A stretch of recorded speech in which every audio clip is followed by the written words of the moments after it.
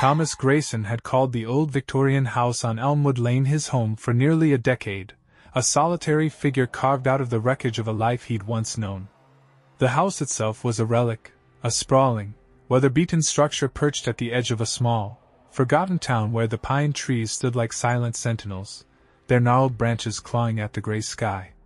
Its gabled roofs sagged under the weight of time, shingles curling like the edges of burnt paper, while the stained glass windows, fractured and faded, cast eerie, kaleidoscopic shadows across the warped wooden floors inside. Thomas had bought it cheap, a steal born from desperation after his divorce, when the need for solitude outweighed the warnings of the real estate agent who'd hesitated to even show him the place. "It's got character," she'd said with a tight smile, her eyes darting nervously to the peeling wallpaper and the dark stairwell that seemed to swallow light. To Thomas, that character was a bomb, a creaky, groaning refuge from the world he'd left behind. He'd moved in with little more than a suitcase and a battered armchair, letting the house's quirks become part of his daily rhythm. The way the wind howled through the eaves in autumn, making the walls hum with a low, mournful tune. The faint tapping of loose gutters against the siding, like impatient fingers drumming in the night.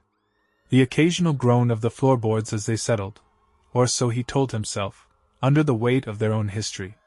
He'd grown accustomed to these sounds, even fond of them in a strange way, as if the house were a living thing keeping him company in his isolation. It was a fixer-upper he never bothered to fix, its imperfections a mirror to his own.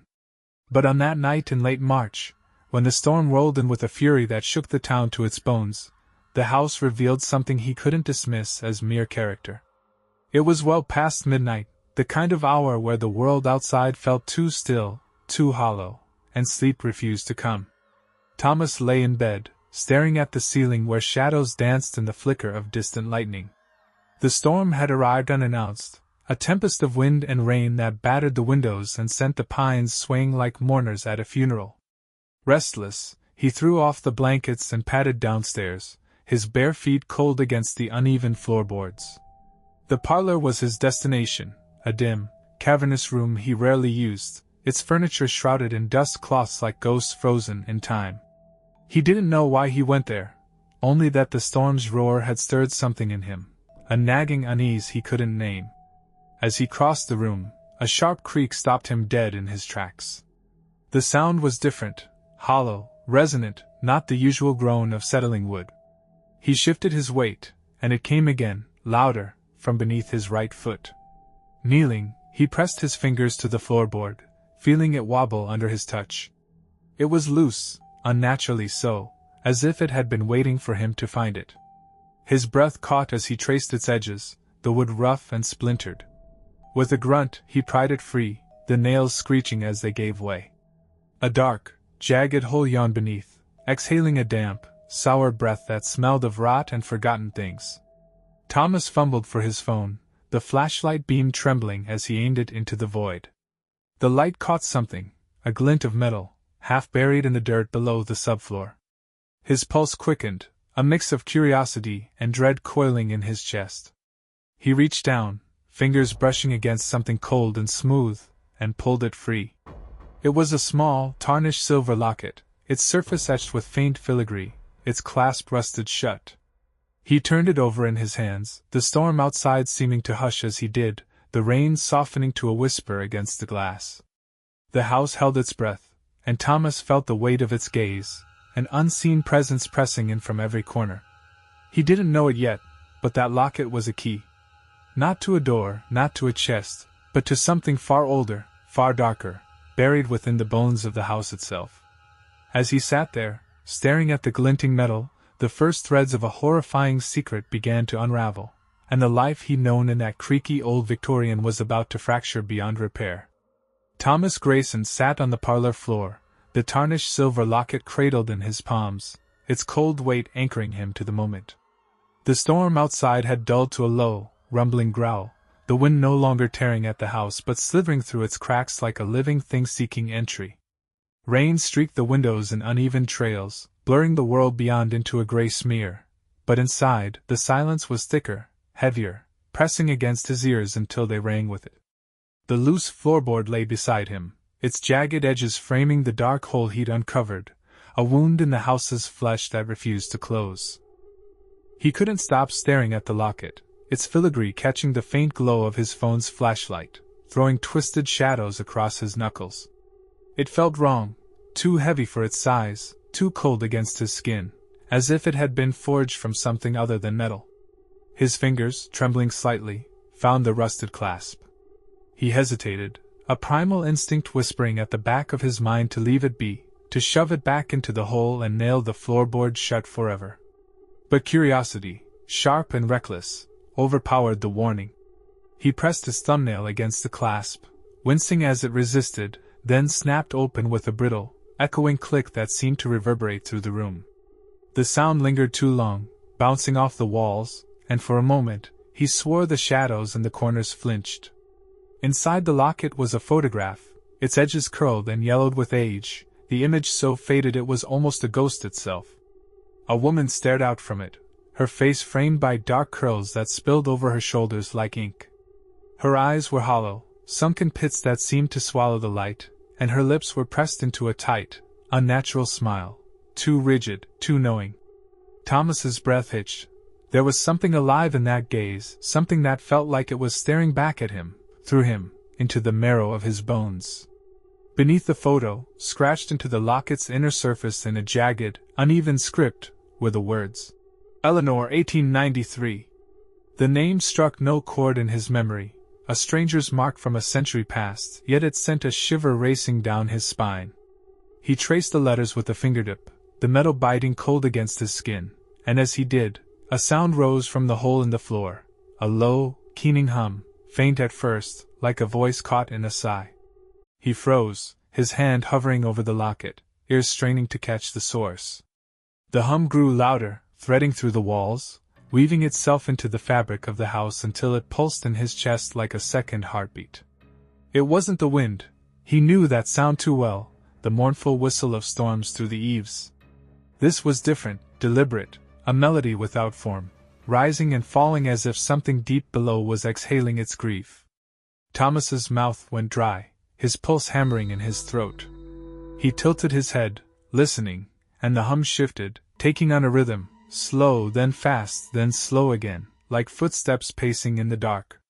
The air thickened, the damp rot scent from the hole sharpening into something metallic, almost bloody.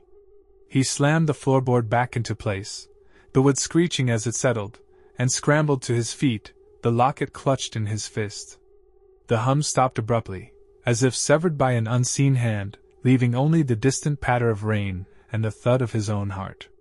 He stumbled to the kitchen, flicking on every light he passed, bathing the house in a harsh, artificial glow that did nothing to chase away the chill sinking into his bones.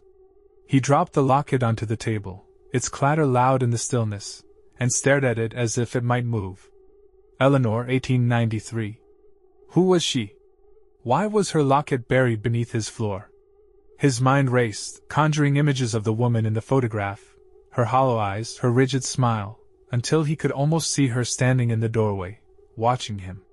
He shook his head, muttering to himself that it was nonsense, a trick of the storm and his sleepless mind.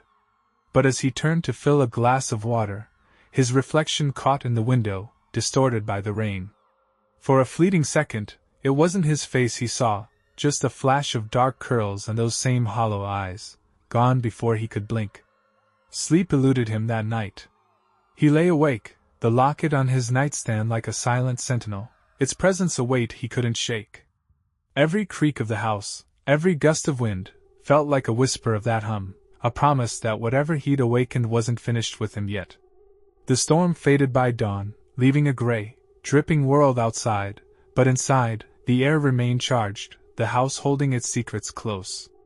Thomas didn't know it then, but the locket was only the first thread in a tapestry of horror woven into the very walls around him, and each pull would unravel something darker, something that had waited a century to be found. Thomas Grayson woke to a morning that felt like a lie, the gray light seeping through the curtains too dim, too heavy for the hour.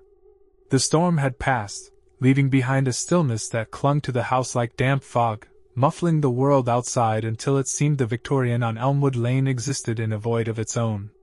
He hadn't slept, Not really, just drifted in and out of a restless haze, the locket's cold presence on his nightstand anchoring him to the unease of the night before. Its tarnished surface glinted faintly in the muted daylight. The photograph of Eleanor with her hollow eyes and rigid smile burned into his mind. He couldn't shake the memory of that hum, the way it had pulsed through the walls, nor the fleeting glimpse of her face in the kitchen window. He told himself it was exhaustion, a trick of the storm's chaos, but the lie tasted bitter on his tongue. He dragged himself downstairs, avoiding the parlor where the loose floorboard lay like an accusation. The locket sat on the kitchen table now, moved there in a fit of sleepless defiance, as if exposing it to the mundane act of brewing coffee might strip it of its power. He filled the pot with water, his movements mechanical, his eyes darting to the doorway every few seconds. The house felt different today, watchful, its silence not empty but loaded, like a predator holding its breath. He tried to focus on the gurgle of the coffee maker, the normalcy of it, but his nerves were raw, every sound amplified in the quiet. The drip of the faucet, the faint creak of the floor overhead. Wait. Overhead? His hands froze on the mug. He lived alone. There was no one upstairs. He tilted his head, listening, and there it was again, a soft, deliberate creak from the ceiling, as if someone had shifted their weight on the floorboards above the kitchen. His stomach twisted, a cold sweat prickling his skin. He set the mug down, the clink of ceramic on wood too loud, and grabbed a knife from the block, not the sharpest, but heavy enough to feel real in his grip. The creak came again, followed by a faint shuffle, like bare feet dragging across the floor. He moved toward the hallway, each step measured, his breath shallow and sharp. The stairwell loomed ahead, its shadows pooling at the base like spilled ink, and he hesitated, the knife trembling in his hand. "Hello?" he called, his voice cracking, swallowed by the house's oppressive hush. No answer, just another creak, closer now, near the top of the stairs. He climbed, the wood groaning under his weight, each step a plunge into colder air. The hallway above was dim, the curtains drawn tight, and the faint smell of damp earth hung in the air. Impossible, he thought, after a night of rain locked outside. He reached the landing, the knife raised, and scanned the empty corridor. Nothing.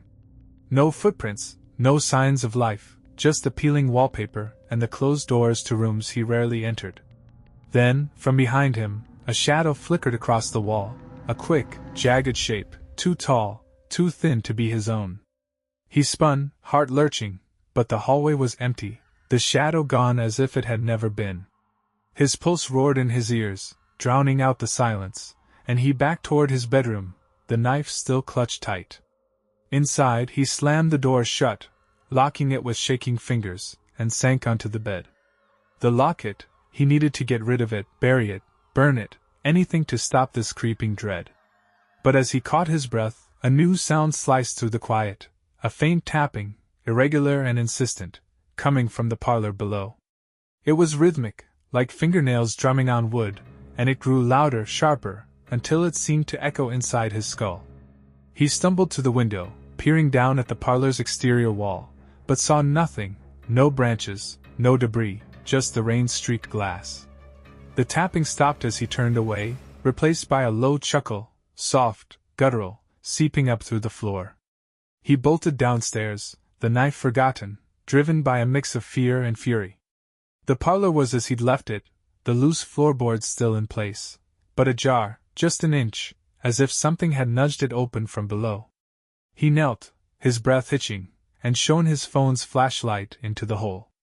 The beam caught the dirt, the splintered edges, but something else too, a faint shimmer, like eyes reflecting light, deep in the shadows. He jerked back, the phone clattering to the floor, and the tapping resumed, faster now, a frantic rhythm that matched his racing heart. The locket on the kitchen table. He could feel its pull, its weight, even from here. Whatever was down there, it knew he was listening, and it wasn't alone. Thomas scrambled to his feet, slamming the floorboard down again, but the tapping followed him, echoing through the walls as he fled to the living room. He collapsed onto the couch, hands over his ears, the sound burrowing into his mind. The house wasn't just alive, it was awake, and it was playing with him, drawing him deeper into a nightmare he couldn't escape. The shadows moved again that day, fleeting glimpses at the edges of his vision, and each time he turned, they vanished, leaving only the certainty that he was no longer alone in his own home. Thomas Grayson's third day in the unraveling grip of his own home began with a heaviness he couldn't shake, a dread that settled into his bones like damp rot. The locket sat on the kitchen table, its tarnished silver glinting mockingly in the weak morning light, a silent witness to the night's terrors. He hadn't slept, not after the tapping from the parlor, not after the shadows that danced at the edges of his vision, nor the low chuckle that had seeped through the floorboards like a taunt. The house on Elmwood Lane felt less like a refuge now and more like a trap, its creaking walls and drafty halls closing in around him with every passing hour. He moved through the morning in a daze, avoiding the parlor, avoiding the stairwell, avoiding anything that might stir the presence he could no longer deny. But avoidance only sharpened his senses, turning every sound into a threat, the groan of the pipes, the sigh of the wind, the faint hum that returned whenever he passed the locket. By midday, he'd resolved to leave. He couldn't stay, not with the weight of Eleanor's hollow gaze pressing on him from that faded photograph, not with the house whispering its secrets in a language he didn't want to understand. He packed a bag in the bedroom, shoving clothes and a toothbrush into a duffel with trembling hands, his mind racing with plans: hotel, friend's couch, anywhere but here. The air was thick, the silence oppressive, and he kept the radio on, blasting static-filled music to drown out the quiet. But as he zipped the bag shut, a new sound cut through the noise, a scratching, slow and deliberate, like nails dragging across plaster. It came from the hallway, faint at first, then louder, insistent, clawing its way into his awareness. He turned off the radio, the sudden silence deafening, and grabbed the fireplace poker from downstairs, its cold iron a frail comfort in his grip. The clock read 3:17 a.m. when he woke to it again, though he hadn't meant to sleep. Exhaustion had claimed him on the couch, the poker still clutched in his hand. The house was dark, save for the faint glow of a street lamp filtering through the curtains, casting skeletal shadows across the room. The scratching had stopped, but the air felt charged, electric with something he couldn't name. He stumbled to his feet, the poker heavy, and followed the memory of the sound to the stairwell. Each step down was a descent into colder air, the temperature dropping unnaturally, his breath visible in faint puffs. The smell hit him halfway, sharp, metallic, like blood spilled and left to congeal, and his stomach churned, bow rising in his throat. He reached the bottom, the poker raised, and froze. Scrawled across the wall in jagged, uneven letters were the words, "She sees you."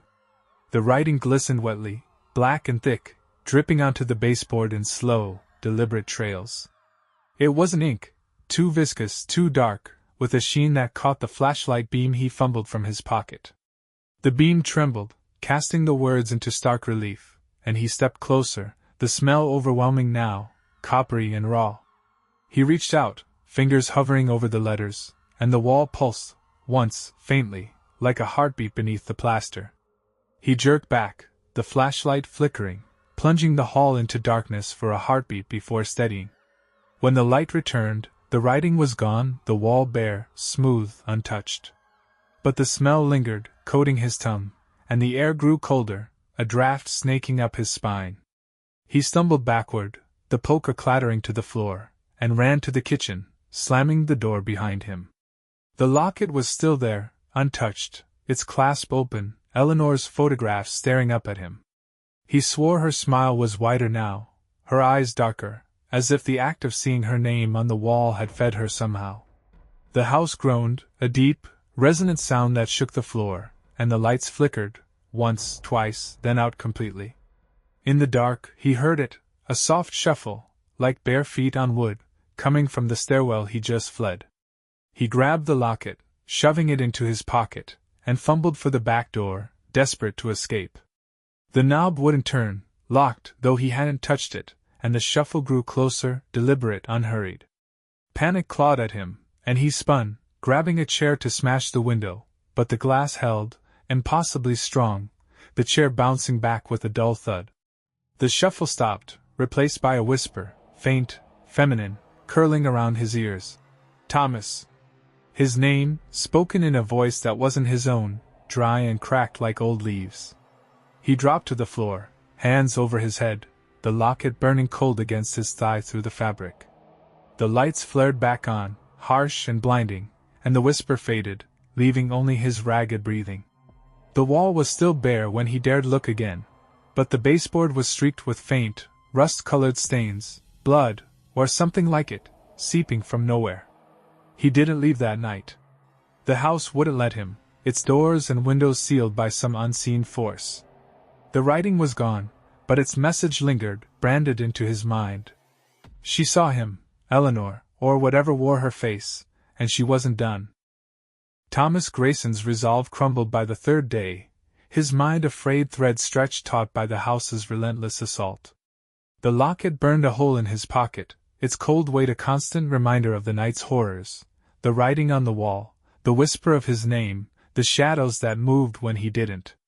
He hadn't slept, not properly, just collapsed into fitful dozes on the couch, the fireplace poker clutched like a talisman against the dark. The Victorian on Elmwood Lane was no longer a home but a prison, its creaking walls and drafty halls tightening around him like a noose.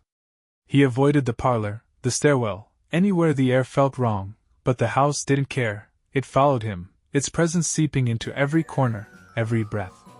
The hum returned whenever he passed the locket, a low vibration that rattled his teeth, and the tapping from the parlor echoed in his skull even when he plugged his ears. He was unraveling, and he knew it. By noon, he decided to investigate the basement. It was a last, desperate grasp at control, a way to confront whatever lurked beneath the house that had claimed him. He'd rarely gone down there since moving in, too damp, too dark, a forgotten space filled with cobwebs and the faint smell of mildew. The door was at the end of the kitchen hall, its paint chipped and peeling, the handle rusted into a dull brown. He stood before it, the poker in one hand, the locket in his pocket pressing against his thigh like a brand. The air was colder here, unnaturally so, and the faint hum pulsed through the floor, stronger now, as if it originated below. He gripped the knob, his palm slick with sweat, and turned it. It wouldn't budge, locked, though he couldn't recall ever securing it. He jiggled it, the metal rattling in its frame, and a loud thud echoed from the other side, heavy and deliberate, like a trunk dropped from a height. Thomas stumbled back, the poker raised, his heart slamming against his ribs. The sound reverberated, shaking dust from the ceiling, and then came another, a slow, dragging scrape, as if whatever had fallen was pulling itself across the concrete toward the door.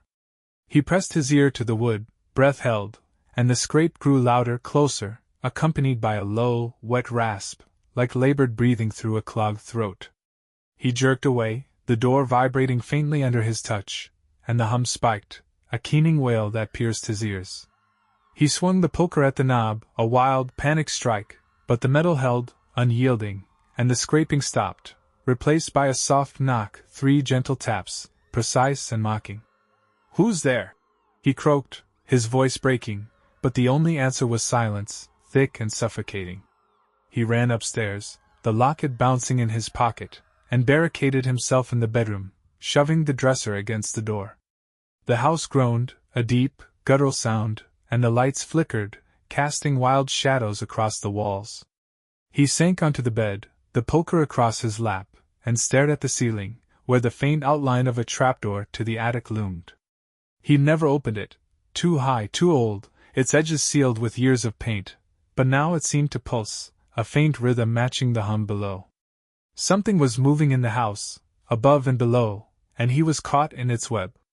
The knock came again, softer, from the bedroom door this time, though he'd locked it. He didn't dare move, didn't dare breathe, as the dresser shuddered, inching forward under an unseen force. The locket grew colder, searing through his jeans, and he yanked it out, hurling it across the room.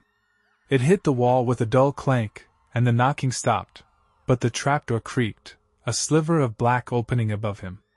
He stared, paralyzed, as dust sifted down, and a faint shadow shifted in the attic's gloom, long, thin, impossibly bent. The hum returned, louder, a chorus now, and the bedroom door rattled, the dresser sliding back with a screech. Thomas screamed, scrambling under the bed, the poker lost, his mind fracturing under the weight of it all. The house wasn't just alive, it was hungry, and it had locked him in with whatever it had birthed. The locket lay where it fell, Eleanor's photograph glinting in the dark, her smile wider, her eyes blacker, watching him break.